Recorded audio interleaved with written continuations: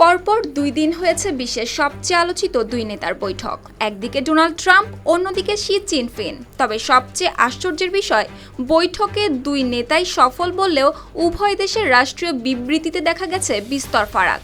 Reuters, দি guardian, AP সহ একাধিক সংবাদ মাধ্যমের প্রতিবেদনে উঠে এসেছে এই তথ্য। বেজিং সফর শেষে ট্রাম্প দাবি করেছেন, যুক্তরাষ্ট্র ও চীনের মধ্যে হয়েছে বড় বড় বাণিজ্যিক চুক্তি। এমনকি চীন সফর শেষে ট্রাম্প ফক্স নিউজকে দেওয়া এক সাক্ষাৎকারে জানিয়েছেন, মার্কিন বিমান প্রস্তুতকারক প্রতিষ্ঠান বোয়িংয়ের কাছ থেকে 200টি বিমান কিনতে রাজি হয়েছে চীন। যদি এই তথ্য সত্যি হয়ে থাকে, তবে গত এক দশকের মধ্যে এটিই হবে চীনের প্রথম মার্কিন বিমান কেনার ঘটনা। কিন্তু এখানেই তথ্যের গড়মিলের শুরু। কারণ চীনের আনুষ্ঠানিক বিবৃতিতে বিমান কেনা বা কোনো নির্দিষ্ট বাণিজ্যিক চুক্তির উল্লেখ নেই কোনো। এমনকি বোয়িংয়ের পক্ষ থেকেও বিষয়টি নিশ্চিত করা হয়নি এখন পর্যন্ত। একই অবস্থা দেখা গেছে এআই চিপ নিয়েও। উন্নত এআই এনভিডিয়া চিপ যুক্তরাষ্ট্রের কাছে বিক্রির ব্যাপারে কোনো অগ্রগতি দেখায়নি চীন। শুধু বলেছে মার্কিন ব্যবসার জন্য দরজা উন্মুক্ত করা হবে আরও, কিন্তু কোনো সুনির্দিষ্ট চুক্তির কথা স্বীকার করেনি চীন।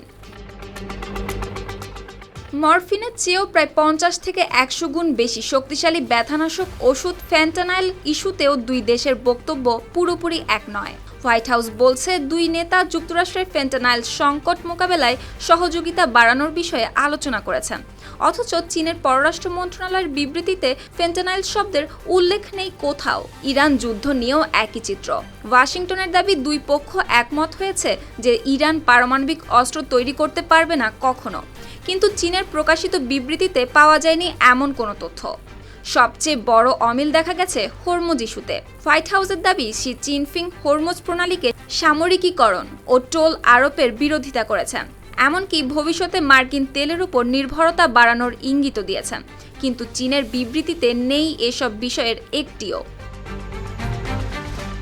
আর সবচেয়ে সংবেদনশীল বিষয় তাইওয়ান ইস্যু। শি জিনপিং ট্রাম্পকে সতর্ক করে বলেছেন, তাইওয়ান ইস্যু ভুলভালভাবে সামলানো হলে দুই দেশের মধ্যে সংঘাত পর্যন্ত হতে পারে। কিন্তু হোয়াইট হাউসের বিবৃতিতে তাইওয়ানের নামও উল্লেখ করা হয়নি কোথাও। সব মিলিয়ে এখন সবচেয়ে বড় প্রশ্ন, এই বৈঠকের আসল অর্জন কি? দুই দেশ কি সত্যিই কোনো বড় সমঝোতায় পৌঁছেছে, নাকি তৈরি হয়েছে শুধু কূটনৈতিক মতবিরোধ? সুপ্তি রায়, RTV।